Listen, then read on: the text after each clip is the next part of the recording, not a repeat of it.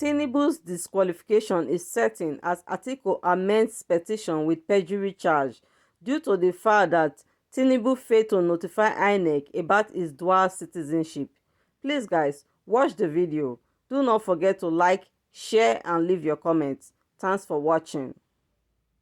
The high point of Atiku's bombshell reply to Tinubu's objections to his prayers at the Presidential Election Petitions Tribunal is the fact that he has included the perjury that Tinubu committed when he failed to notify INEC in his form that he has another citizenship other than Nigeria. Many are quick to confuse the issue. The Guinean citizenship is not the problem. Anyone can have as many citizenships as he can, so far the person is a Nigerian citizen, he is qualified. But the problem arises when the person lies about it under oath. INEC forms are filled under oath like other documents that require you to attach an affidavit. People can choose to lie while filling INEC forms, but when they are caught, it becomes perjury, which can lead to not just disqualification of the candidate, but also the candidate might do time, because lying under oath is actually a serious crime. There are judicial precedents where candidates were disqualified because they submitted falsified information. So Atiku, including this perjury in his reply to Tinubu, where he accused Tinubu of not disclosing facts of his constitutional qualifications in his Form EC9 submitted to INEC, contrary to the provisions of the law. This is very huge. In fact, this alone is like boxing Tinubu in a corner. Will Tinubu be able to survive the issue of his qualification in court, his qualification to be on the ballot based on his forfeiture of $460,000 to the United States authorities, being funds traced to narcotics trafficking?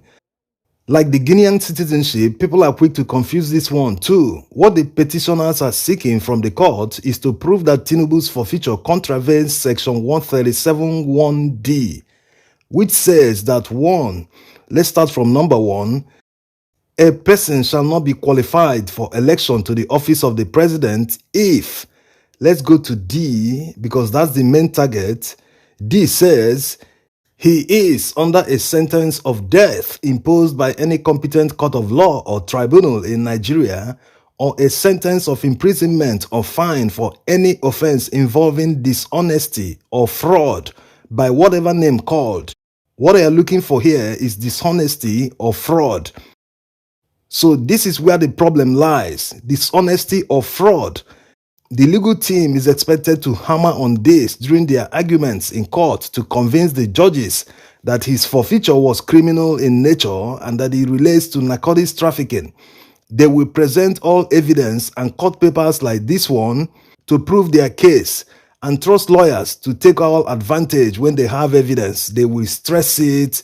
They might even call witnesses from the United States to open up the case. The witnesses might be asked in court to narrate how they conducted their investigations to arrive at the fact that Tinubu was truly involved with narcotics trafficking. They might narrate the relationship between Tinubu and the people who went to jail for narcotics trafficking, which proved to the agents that he was actually the bagman for the illicit business in the United States.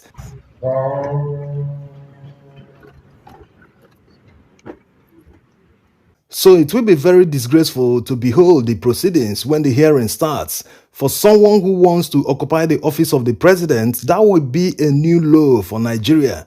And the legal team that will be defending Tinubu in court, with all the evidence abound and the baggages, it will soon become a moral burden for not just the lawyers but the judges also, including Nigerians at large, who will be thinking, why should someone that is tainted with the issue of narcotics be the one to lead the country?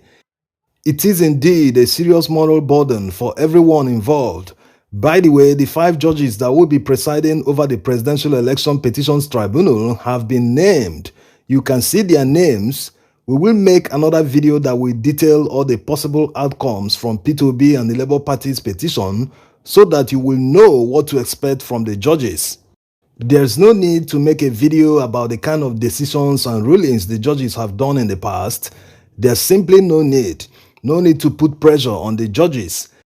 Everyone in life must at a particular time deal with his or her conscience. Judges are human beings. They have families. They go to churches or mosques. Their daily lives are very much like any other citizen, wake up in the morning, go to work, and retire in the evening. So it is in everyone's interest to have a country that works for everyone. We are all in it together.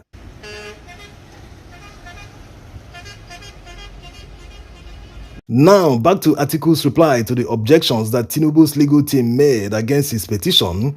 Atiku is charging back at Tinubu because of one of the objections that Tinubu's legal team made. They said that Atiku Abubakar couldn't have won the 2023 presidential election because he is a successive election loser.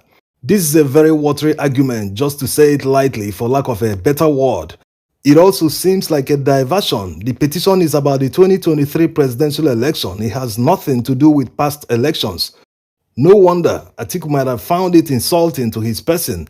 That's why he came back charging at Tinubu, telling him that his true identity, age, state of origin, and educational qualifications have never been in dispute, unlike Tinubu, whose real age is not known.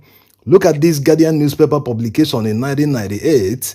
It clearly states that Tinubu was 52 years old at the time. 25 years later, in 2023, Tinubu is supposed to be 77 years, right? No, it seems he's aging backwards because in March this year, he celebrated his 71st birthday. So either Guardian newspapers didn't know what they published in 1998, or he simply lied about his age. You can choose the one you want to believe. Anyway, there are many controversies surrounding Tinubu, like Atiku mentioned in his reply. He's grappling with disqualification from P2B's petition. He's dealing with the fact that he didn't win the highest legal votes. Labour Party everywhere, Labour Party, look at what they are doing. They know say Labour Party don't win, they can't scatter our polling units.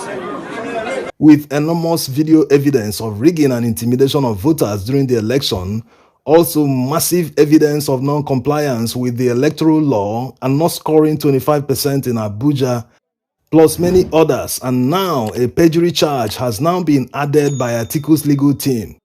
With all these baggages hanging around Tinubu, how is he going to survive them in court?